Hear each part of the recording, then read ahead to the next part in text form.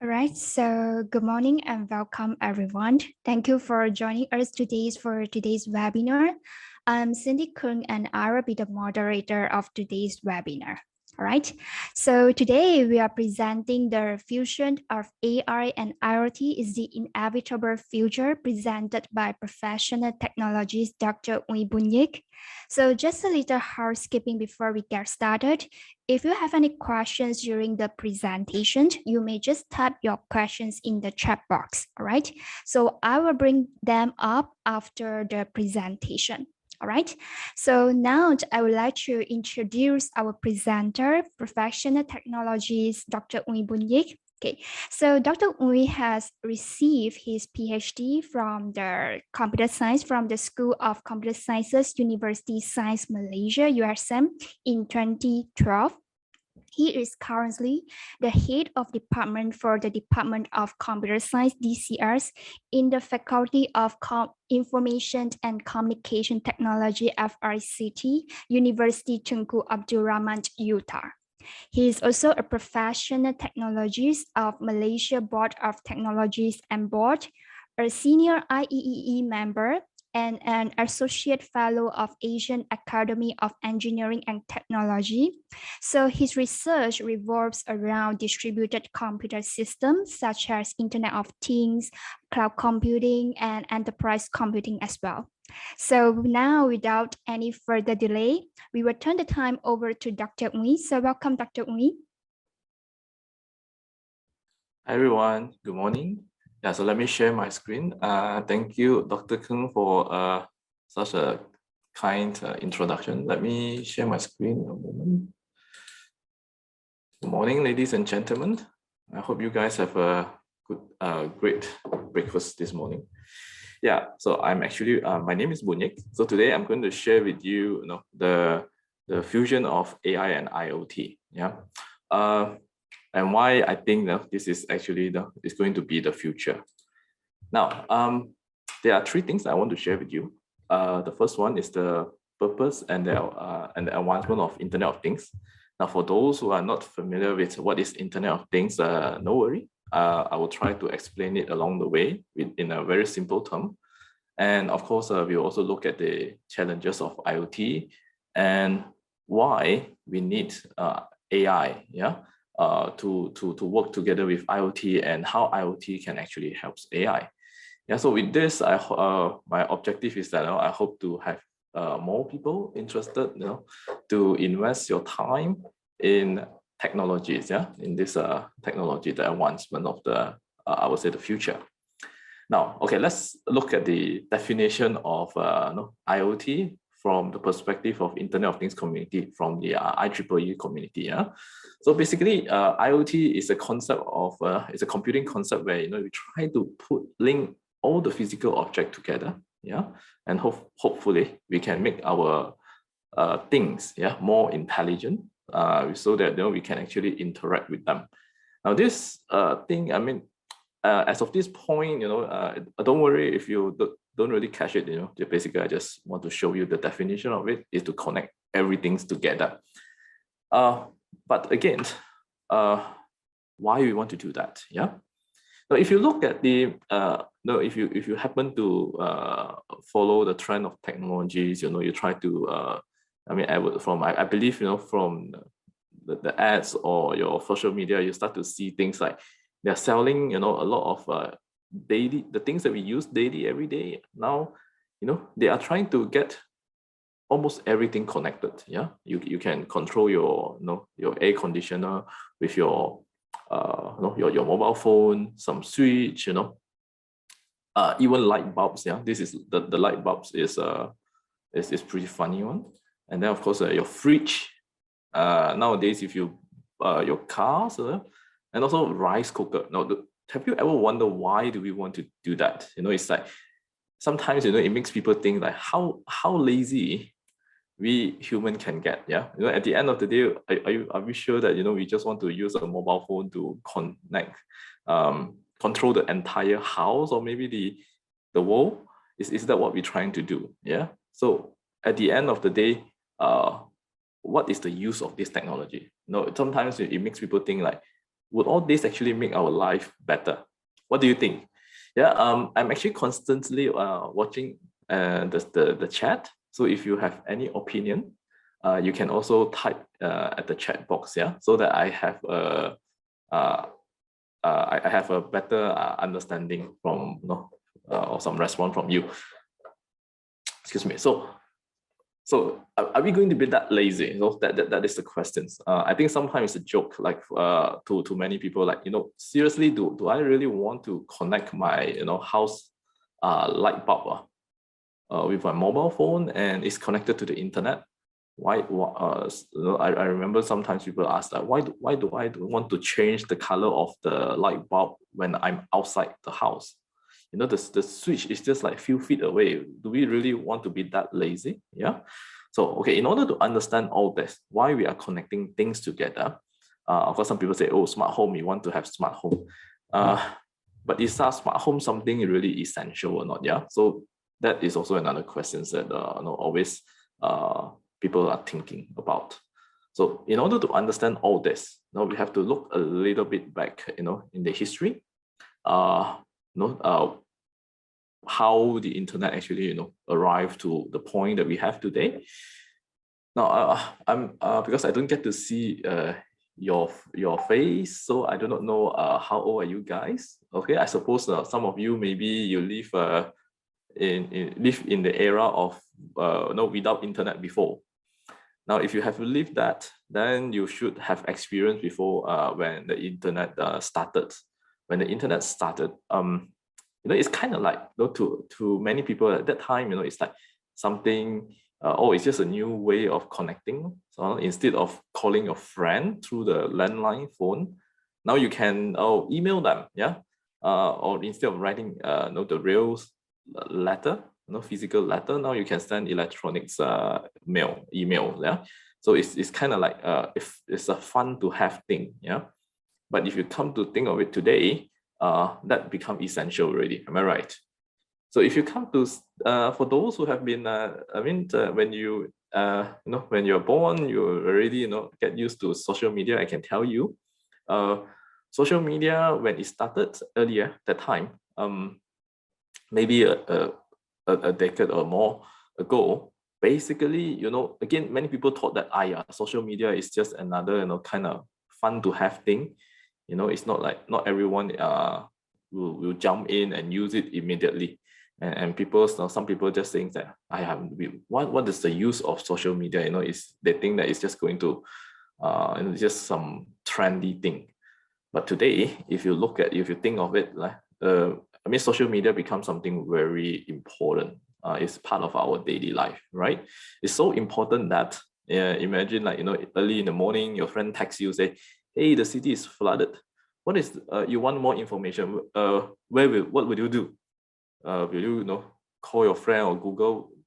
Naturally, the first thing, I'm not sure about you, but the first thing I do is I just open up the Facebook, my social media, and check it out, yeah, to see what's going on, whether or not my friend is saying the real thing or not, right?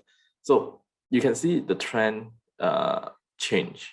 So the trend change, and things that we initially think that is trivial, not very important, now becoming something very essential, yeah. So and if you look back, of all the advancement that we have today, your mobile phone is technically very powerful. Is if you want to get any information around the world, you want to purchase thing, you can get it done with your mobile phone already, or to reach anyone, or to complain anything to the world, yeah, you can actually do that already. And if you see the underlying technology, that what we have been doing so far, basically is just exchanging information among humans, yeah. And that already gives us such a tremendous advancement by just exchanging information among people. Now imagine if we also now start to allow things to connect to the internet and also share their information with us. You can see this suddenly, our internet become much more bigger, much more bigger. It's not only connecting to people, but connecting to things. Now, when we talk about connected things, basically we're talking about, like, for example, the your furnitures, we can put in a computing device inside. You can imagine that they are now capable of connected to the internet. They can respond to your query, and from time to time, they might actually send out like Twitter kind of messages, whether on the status of their state. So this will give us, some not some, but lots more extra information about the environment. So we become actually even much more powerful.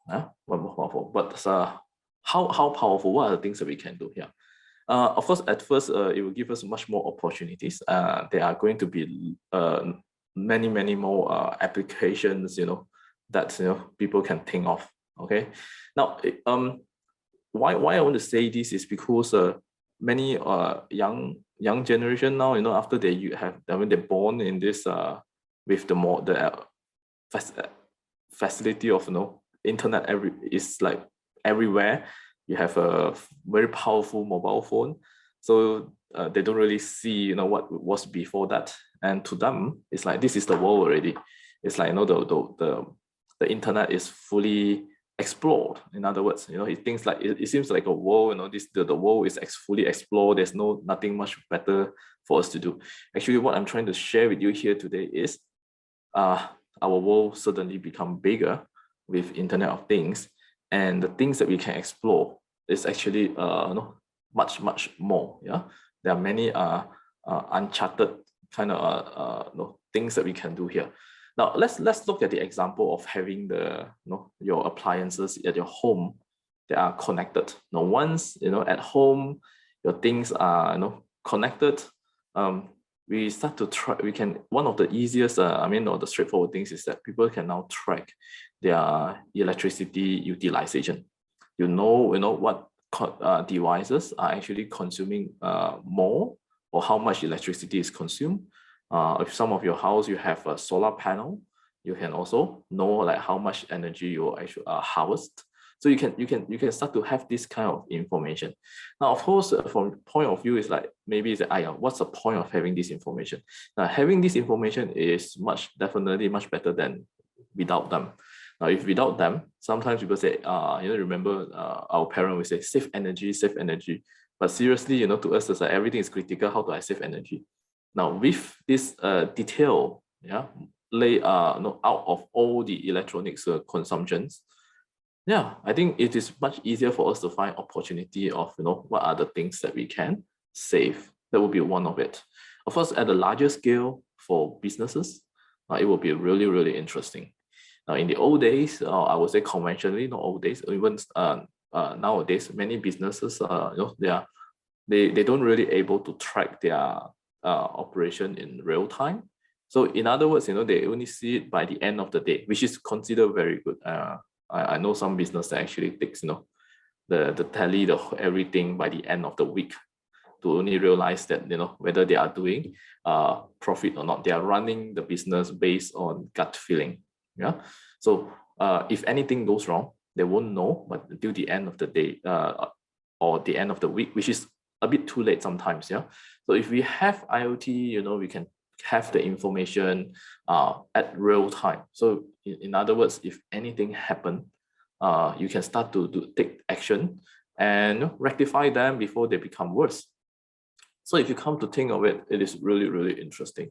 Or you can use this to track to get new opportunity. Just a simple example, like if you know that if your business is always good during raining time, okay, so if you can know in advance that it's going to rain that day, you can be more prepared, and that will be give you an edge in doing your business.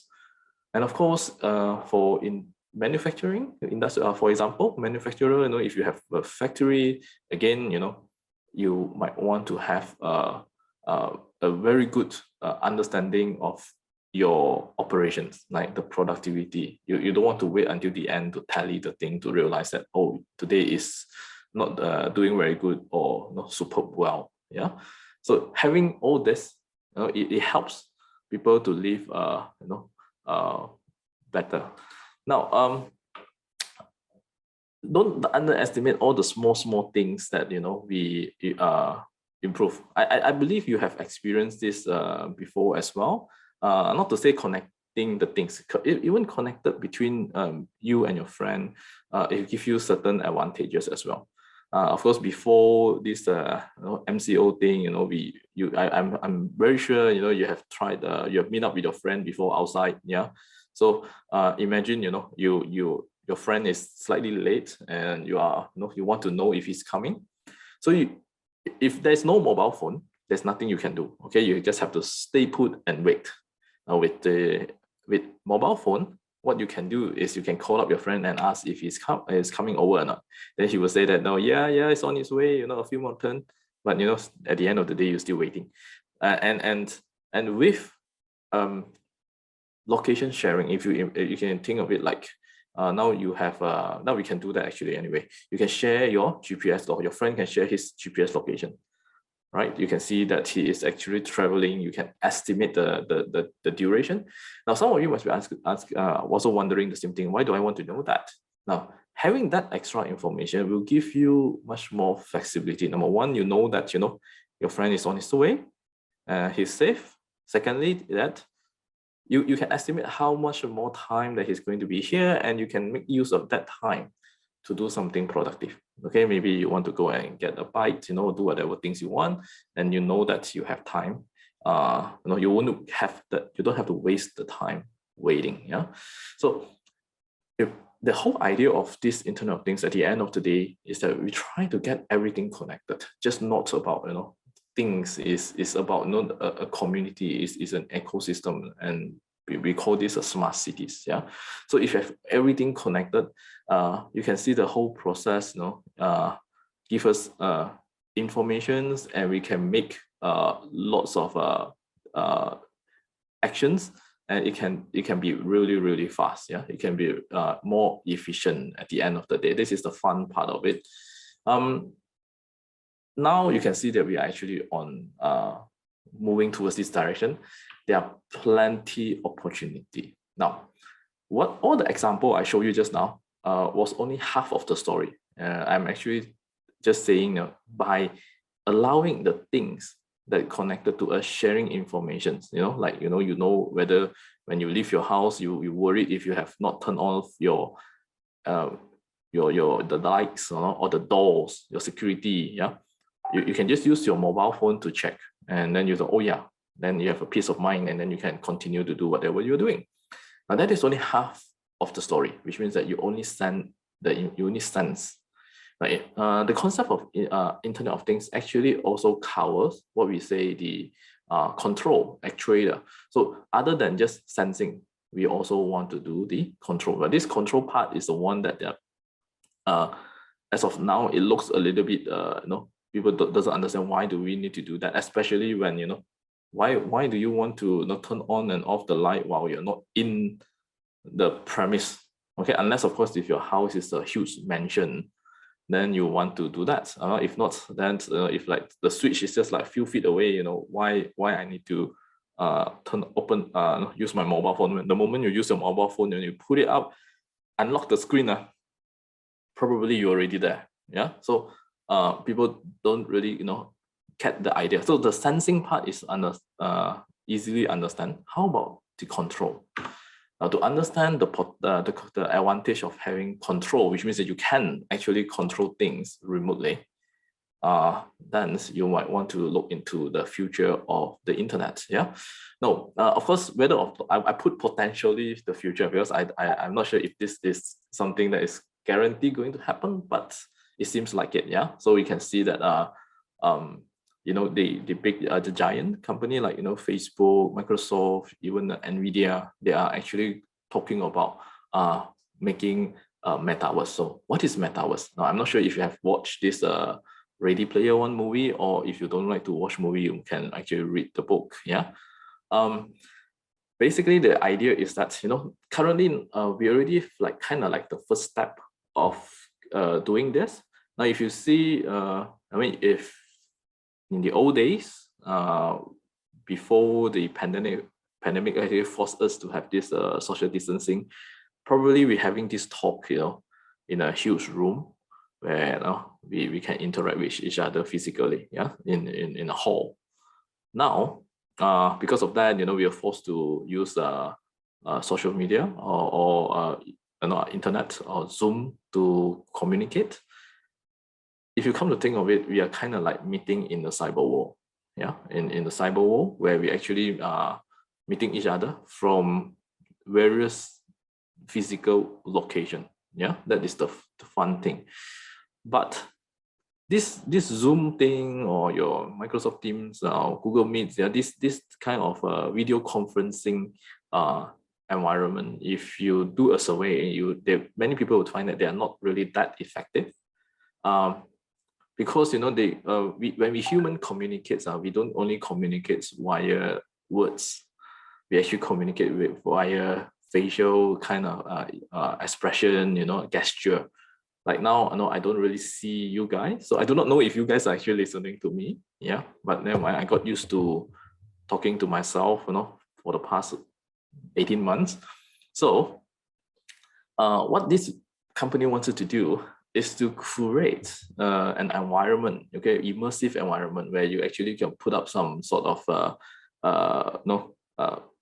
goggle where you can actually get yourself into this virtual reality, and you get to see your friend, in their avatar form. So and then you have a better kind of interactions.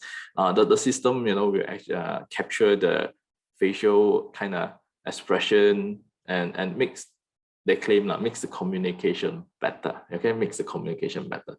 Is this true or not? I believe many of you have also experienced it, just that maybe you're not aware. I'll show you more example along the way. Now, then how is this related to Internet of Things? Some might ask. Yes, imagine if you want to make a coffee, in this metaverse, for example. You cannot do that. Even if you make one inside, it would be a kind of virtual reality stuff, so you cannot really consume it. So imagine if your coffee machines are actually connected to the internet, and you can actually access it from inside a metaverse. So that would be a game changer. All right, it could be change the whole thing. Imagine like inside the room, when you are inside the this metaverse, you can actually control your air conditioner temperature. You don't have to like get out and do this. And what they are doing now is like the first steps. It's like you can pick up your actual call, communicate with others in the metaverse. So basically you can see that this is the trend, and IoT, it will be eventually become more and more essential when the technology move on in the future. Now, some of you, it really depends. If I believe if the young generation, if you play lots of computer games, you might have actually experienced it before. You guys play game? I mean, not only the young. I mean, it's like like nowadays, a mobile phone is is easy to is accessible, and lots of us actually play game. And when we talk about this massive online game players, so a lot of people is in this kind of virtual environment. Lots of time when you actually get yourself into this, even though we didn't use the virtual reality sets, it's actually pretty immersive. But of course, as of now, many people are using it for entertainment, playing game. But if you come to think of it, it is actually a pretty good potentials for people to collaborate with each other, and it actually makes the whole thing very different. I think one of the fun one, this was 2019. I think this is the one of the first concert, or the biggest concert ever. They actually do it in the virtual world, so everyone can join around the world. So you can see a lot of opportunities. But I'm not today we are not on this topic, but just to let you know that with Internet of Things, imagine if you have a chair, and then this chair is retrofitted with or fitted with sensors and actuator. you have a copy of it in your cyber wall, in your cyber wall, and you can start to work with this. Though you are with the physical chair, though you are physically distanced away, but once you enter into this cyber wall, because they are IoT, Internet of Things, they are connected, you can actually tinker with it. Tinker with it. So if you imagine that if this is the factory machines that requires you to do some configuration on it, you don't really have to be physical there. Okay, you can actually do it remotely. So it actually makes excuse me, it creates a lot of opportunity. And in fact, people are now seeing this as an it's a future trend, because many times I'm not sure if you guys have bought computer laptops. If you have any problem nowadays, what's the how do you get support from the support center? Usually what they do is that they say, okay, let's do some remote desktop for them. Excuse me. Allow them to log into your computers and fix it for you. Only if they try everything, all right, they cannot do it remotely, then they will come to you physically. But don't underestimate this. This actually reduces a lot of not only the time, but also the carbon footprint. People have to travel all the way just to help you to do some maybe simple operation. Sorry. Yeah. So and it's a huge opportunity there. Yeah, a huge opportunity there. So you can see over time, yeah, things that looks trivial, such like IoT, will become more and more important. Yeah, this is basically the idea. Now, let's say you have lots of things connected. Yeah, we're going to have a new problem. Yeah, though you're becoming someone very powerful, you can reach every corner of your house without even moving away from the seats, but it will have a problem. The problem, one of the things what we call is data fatigue. You have too much data coming to you, and you will reach a point that you cannot finish consuming them. I believe if you have been sitting there, scrolling your social media, you will have experienced the same thing. It's like, come on, it's like unlimited of information that flow to you. If you don't have the self-discipline to stop yourself, or basically there's no ending. Yeah, we call that data fatigue.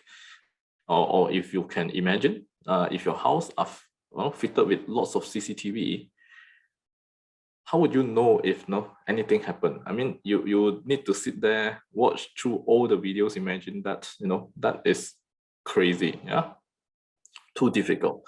And of course, there are other problems, like for example, securities. The moment you have more things connected, eventually they will have security issue and also privacy issue. Yeah, these are the one that not the focus of today's 1 hour talk, which is this 1 hour sharing is a bit short. So we'll talk about data fatigue. Yeah.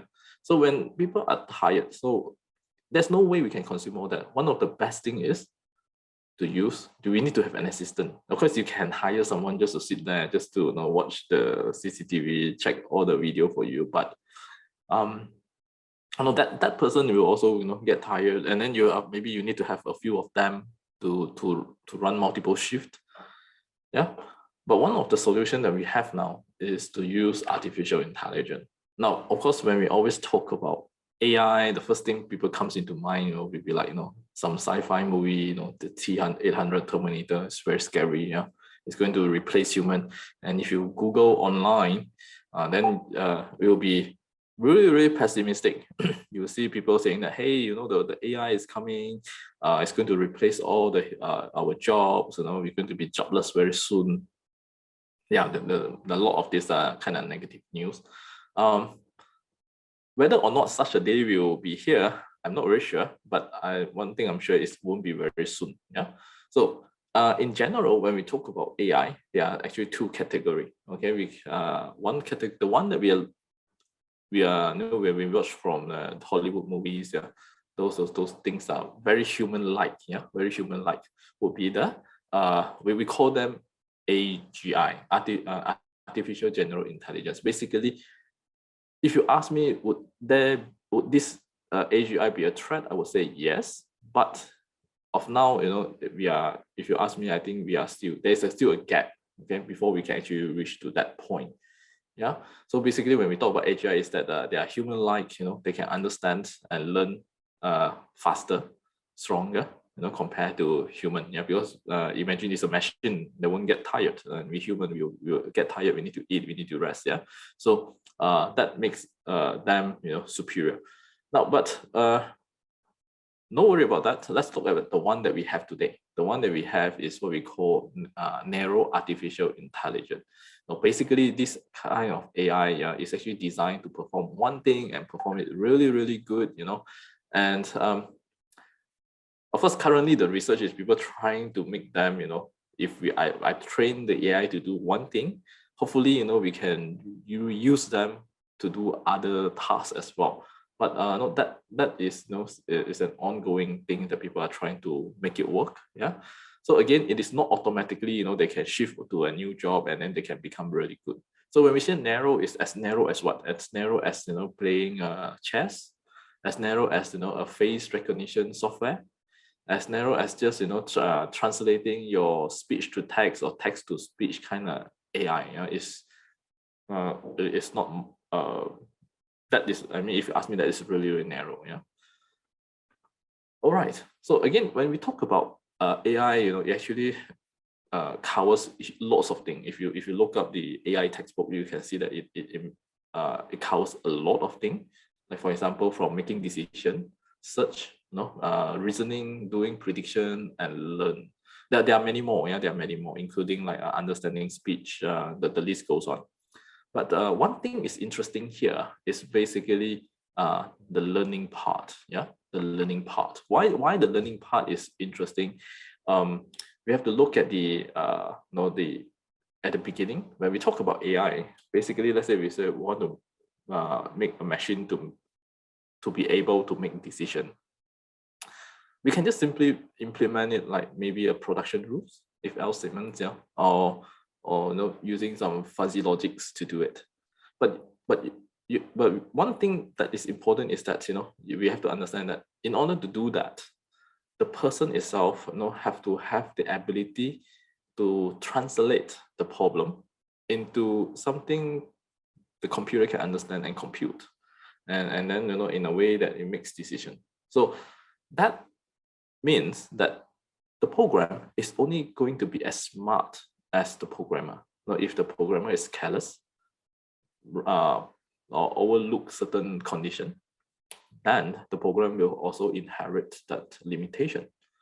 So when we talk about machine learning, why it is interesting, because we don't really code to that that level. We still do the coding, but we are actually making it to a level where we train the machines to learn themselves. Like for example, if you want to recognize between two type of animals, yeah, for instance, instead of you figure out how to extract the feature or the color scheme and everything, you actually code them in a way that just put it to the machine and let the machine learn on its own. Now, so machine learning is actually the fun thing, yeah, the fun thing, of our AI nowadays. But it is not something really new. Okay, it has been around for very, very long, and that until recent years it become very popular thanks to deep learning. So machine learning, I mean, to have the machine to able to learn, there are many techniques, yeah, and it happens that the one that actually kind of looks like superior than the classic one would be the machine learning algorithm that use brain-like logical structure. Basically, is what we call artificial neural net, yeah, or neural networks to learn things. And over the years, we actually see a lot of they're surpassing the ability of doing things, surpassing human performance. So that's why we find it really, really interesting. In other words, it is not limited by the skill or the the level of the programmers anymore. Basically, you code this, all you need to do is to feed enough information to it, and it will learn. Okay, it will learn and become better and better. Now, I want to set this example for you, just a hypothetical one, so that you have a good idea why this AI and IoT can work together.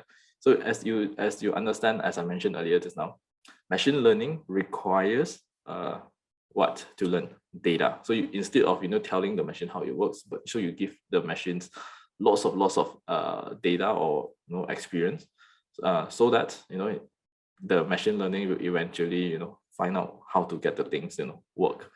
Now, having said so, when I say a lot of data, is seriously a lot, yeah, not just like a lot of the examples that we see online. They just say, oh yeah, this is a sample. No, because to explain the thing, usually they use a far simplified thing so it gives people an impression that, oh, I don't really need that much of data. Actually, in the real implementation, usually we need lots of data to do that. Now let's look at this as an example. Okay, imagine I believe many of us have not been working with many people together. So imagine that you are sitting at the corner, very near to an aircon and air conditioner, AC, and then basically you have two colleagues of you working together, or friends of you, in the same room. You guys maybe are doing some work together, and then one of your friends will tell you that, hey, it's too cold. Can you help me to lower down? After you lower it down, another guy will say, no, I mean, if it's too cold, then he'll ask you to raise the temperature. The other guy will say, very soon, say, hey, no, this is very stuffy here. No, please turn it, make it colder. So you'll become very busy. You just pressing the controlling the aircon, the AC, the horn for the entire day. So frustrated with this, you decided, okay, let's get an air condition with mobile app. You install the app for them. You guys go and press yourself whatever you want. Okay, so when they do that, okay, so you kind of like it become an IoT already, right? It is an IoT, in other words. So you are off the loop. You're happy. You can focus your work, and they can start to battle, okay, for the temperature. Okay, so one wants always want to have hot, and then the other one always want to have cold. No, this is an example. Okay, so if you can see, if you collect the data, then you can start to see that, oh, okay, different temperature. We have two different users, and then you can start to see, oh yeah, at what temperature would be a good temperature to set, so that both of them are happy. You don't want to set too low, wasting energy and people are not happy, or you want to set too high, and yeah, you save the energy, but people also insist again, it's not happy. So you want to look for some sort like a optimal point. Yeah, optimal point. Now, in this example, I think is pretty much kind of like straightforward, right? So when I say, if you are a classic kind of AI, basically what you do is that you look through the data yourself manually, and then maybe you write a program to look for overlappings, overlapping, so point, like in this case, maybe, you see that, yeah, maybe we should try 26. Yeah, 26 degrees Celsius could be a good point, makes everyone happy. And yeah, if it's, and yeah, you know that if you, even though it's 25 and 26, you save more energy, right? Now, what if this kind of situation happened? What do you think? You can see that this guy, he said, oh, I want it really, really cold. And this guy said, no, I want it, at like 6 degrees difference. So what do you think? Any sort of AI can solve this kind of problem or not? Yeah. So you realize that, this is kind of like, very difficult to solve kind of problem, right? Now, this is where, if you ask me, I think Internet of Things might give you a new kind of extra information for you to make better decision. No, this is one thing I always think that, you know, the limitation of AI is not because of the AI techniques. The AI techniques are fantastic. Those guys actually create them are really, really smart, genius. The issue is that sometimes is that we cannot provide them enough information. So when we cannot provide them enough information, and, you know, at certain perspective, yeah, the problem kind of like seems like is something that you cannot solve. Yeah, and this is in other words, if we have additional information, like for example, we know that now the user B maybe just came out from a hot sunny day outside, and the user A can have been in the room longer. Yeah, so we know that if you are longer, naturally you don't need the air conditioner to be that cold.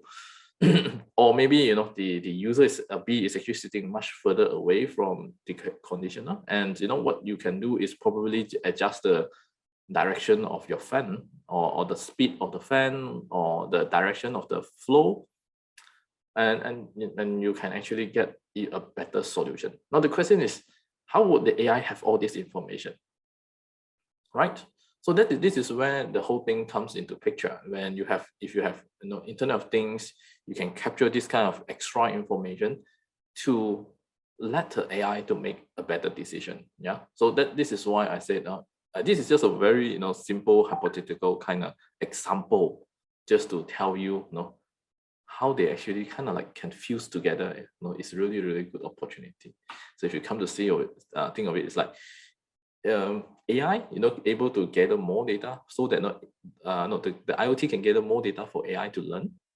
And when you can learn better, you can make better decision for the IoT application. Yeah, so it's kind of like a symbiosis kind of a relationship. Now, if you ask me for an analogy, I would say that AI is kind of like a brain, and the IoT is kind of like the, you know, like the limbs and the eyes and the ears, you know, of the AI. So basically, this will give the more enriched informations to AI to process it. Yeah, and if you understand this, I think you can start to see there are even much more opportunities starting to to appear in front of you already. You know, it's sometimes the problem that seems like it's impossible. Probably it's just that maybe we don't have enough information. Yeah. Of course, so some of you might be wondering that what's the things that I do. Just a quick one. I actually also developed some IoT solutions actually to help to track machines for factories. So as you can see, when we track data from these machines, is seriously something that human cannot understand. Is if you know, imagine, you know, the sound and vibration of a machine in terms of numbers. I mean, at the end of the day, you know, humans only want to know whether it is okay or not okay. And that is why we use AI to actually, you know, identify the state of the machines. Yeah. So you can see there are two parts. The IoT will help to get the data, and the AI will make use of, interpret the data. In order for the AI to interpret the data, the AI have to learn. Yeah. And it needs lots more data to learn, and the IoT will supply it. So that's basically the idea of it. Now, I know some of you probably, you know, I hope you guys are getting more excited about the technology that I shared with you today. If you want to, I know some of you really want to get things done. Okay, so you can for IoT, I think a good start would be, you know, accessing to this ThingsBot IO. You can check it out. I think it shows, you know, how you get your devices connected. You can if you don't have the hardware, you know, you can do it using the software to do it. Yeah, and they actually give you a better idea from, you know, how you actually get the data and then transmit to the cloud, and then you can visualize it. Now for AI, okay, for those who are really keen and AI, you can actually explore AI like from Google Vision. Google Vision API. Okay, you can read up this one. You know, they have this API for you to like recognize recognize objects. I think it's really cool. Yeah, and it reduces a lot of our work. I mean, seriously, if we were to train our own network, neural network model to actually do something similar is going to be really, really time consuming. And you take, I don't know, take how long to do that, not because they have the data, they have the machines, so they are doing it. And yeah, this is actually the upcoming computing trend as well, where they turn AI into a services where you can actually subscribe them. So in other words, if you have your IoT structure, infra, you can actually get the data, and then you can feed it to this, and then you can have a very fantastic solution. Yeah. All right. So that's about my presentation today, my sharing. I hope you guys enjoy it. If you have any questions, you can feel free to share with me. And Adrian and Justin Leong, yes, you are right. AI actually creates more job opportunities. You are right. So people always thought that when we have robots, we have more and more robots, and then you have less job. Actually, if you come to think of it, if you have more robots, which means that you also need more mechanics to actually maintain the robots as well, right? So in other words, it creates jobs, more jobs. It's just that different type of jobs, yeah, different type of jobs. So we can expect that those jobs that are really boring, mundane kind of thing might probably replaced by computers, machines. But definitely there are more jobs like those that requires your creativity and also your problem solving skills to to do something that the machines cannot. Yeah. And of course it's true, the data is the king, or as some people start to say, is that with information, or information is the new gold. Yeah. So kind of like, if you have the information, is going to be more valuable than the actual real goal. Yeah. So this is definitely interesting things. Yeah. Okay. So that's all about it. Feel free, if you want to type any questions, just let me know. Right. Uh, yeah, Sorry. there's a okay. Sorry, I can see there's a question here. Okay, and so like this one, like, give an example in our university administration, where we are adopting AI, IoT, or machine learning. Now this is very, very interesting questions. Now when we talk about administration, this kind of I think we are all on the way working on it. Yeah, of course it is not straightforward, like, oh, today I want to use AI.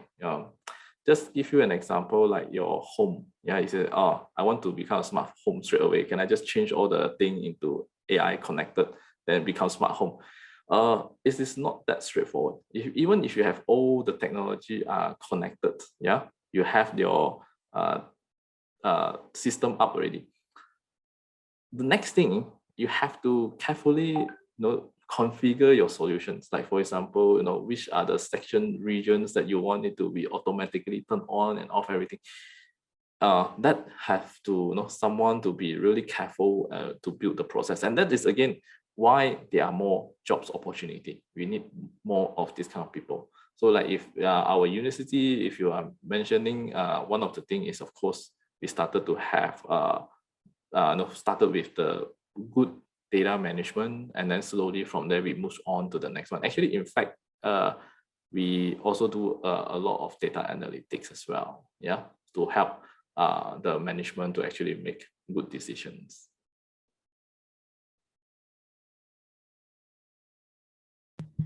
Okay, thank you, Dr. Uy, for the very informative sharing. And then students, you may just ask your questions in the chat box if you have anything to ask Dr. Uy. So Dr. Uy, I think there is another question from Uy Boon here. Okay, is the QR code scanning for students' attendance part of this technology? I find it is effective now to avoid absent students. What is your opinion? Yeah, I think when we have a new technology, like for example this one, the one that we are using, QR code, yeah, partly is to help to get the attendance. Now that many people initially when talk about this is that they try to, it really depends on the original idea of creating the solution. If the original idea of creating the solution is to prevent the student from skipping the class, then I would say that QR thing is not doing very well. Yeah, but that was not the point of the system. If you look at it, the point of the system is to reduce the is to reduce the amount of manual work in maintaining the attendance. Therefore, if that is the starting point or the objective of the system, I think the system did pretty well on that aspect, because seriously, if you have that system, we do the maintenance, the whole process kind of like automated already. And if I mean, though I'm a technologist, I really love technology guy, but I really kind of like going against of having technology to control other human being or other being. I think that is not a very good idea, or make use of a technology. In other words, if you imagine that to make sure people are working, they put a CCTV, or just to capture you 24/7, make sure that you are doing your work. I think that is something that, if you ask me personally, I think there's a misuse of technology. Yeah, rather what we want is to use technology to help human to perform their tasks more efficiently, effectively.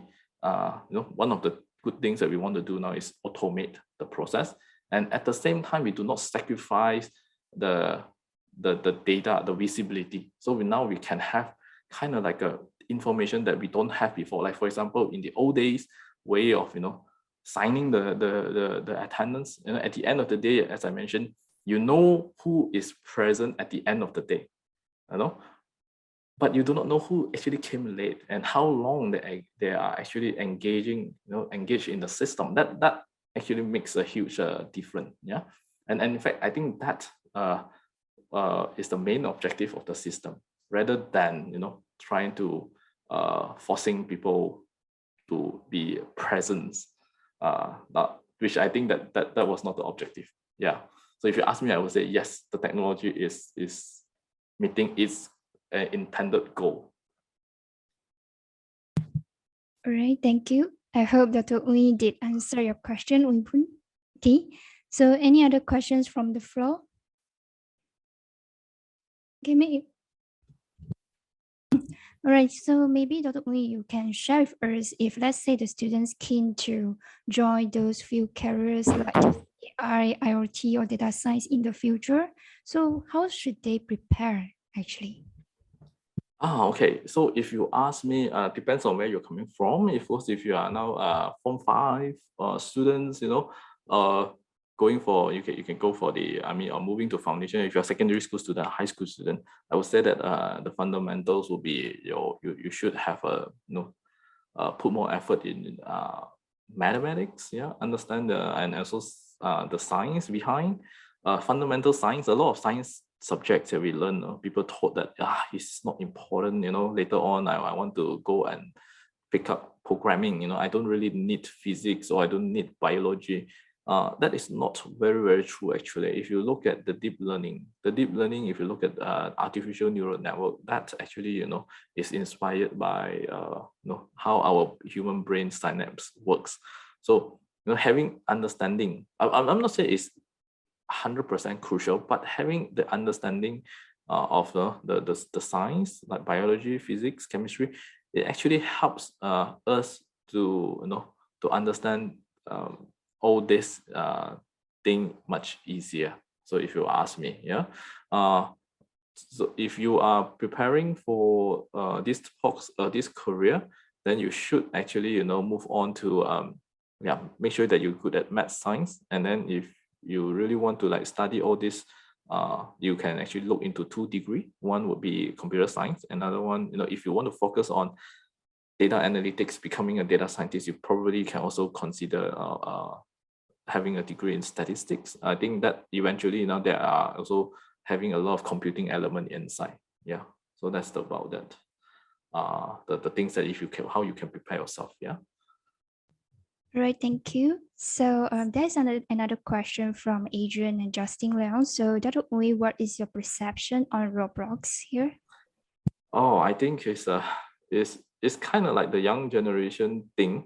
Now there's always a generation gap, I can tell you. Yeah, personally, I'm not into that game, but I think it's a thing that now it's getting very trendy. Yeah, I think many youngsters, teenagers are actually playing that. No, it's kind of, that's why I said it could be like no, when once they are familiar with the this kind of environment. That's why I said the metaverse could be potentially the future, because this group of people will eventually move inside there. Now they are having it like kind of like a playground things, but you know, in the future they might actually making use of the metaverse to do their work, doing you know, make their earnings inside there. They create you know, graphic designers, content creators inside the metaverse. So to me, I think is something that, you know, is going to make a huge difference. Yeah. Of course, there are always disadvantage if we are, you know, too into something, you know. But again, it's very hard to tell as of now whether it is going to be a good thing or the bad thing. You know, eventually, it's a time. Yeah, it will. It's a matter of time that we can tell. Yeah. All right, thank you. And actually, there's another question. Vision Yong asks that, are there any sort of security threats from hackers and malware attacks using Internet of Things? Oh yeah, that is a very good question. I think that is actually the next issue that we are all going to face. You see, when you have IoT, then you think of the bright side. But when we really implement it, then we will have data fatigue. Yeah, we have too much data, so we need AI. When you use AI, then you know definitely you have some other problems. So the Internet of Things is the same. When you implement it, we are actually giving the moment we have more things connected, then security is eventually the next big thing that we want to, you know, tackle. That is really one big topic, and that is why I also, like, you know, if for those who are really into security, I would say that cybersecurity is going to be the trend right after this. So if you follow a trend kind of technology trend, you will see that, you know, earlier people were talking about big data, cloud computing, data analytics, and then we have IoT, AI, and what is the next trend? You know? Then it's actually cybersecurity. It's already starting. Yeah? It's already starting. So for those who are, if you have time or you want to invest into a new knowledge, yeah, cybersecurity would definitely be a good way of doing it. Internet of Things, the security is not a straightforward thing, because we know that if you want to have you know, the access, okay, you want information, eventually you will sacrifice the privacy. Okay, it's very difficult to have both of them at the same time, and in fact that is actually the struggles that many you know, even the internet, those giants, they are always struggling this issue between, you know, the information and also the security. So they have to, you know, balance between the availability and also the confidentiality. Yeah, but it's a good question. I wish I don't have an answer for you, to be honest. All right. So any other questions from the floor? Okay. Yeah, I can see we have lots of Roblox fan. Yes. Right. So it looks like we have covered all of our questions here. Okay. If you have any questions that we didn't get to discuss today, or you might think of new questions later on, you feel free to contact Dr. Uy in the future.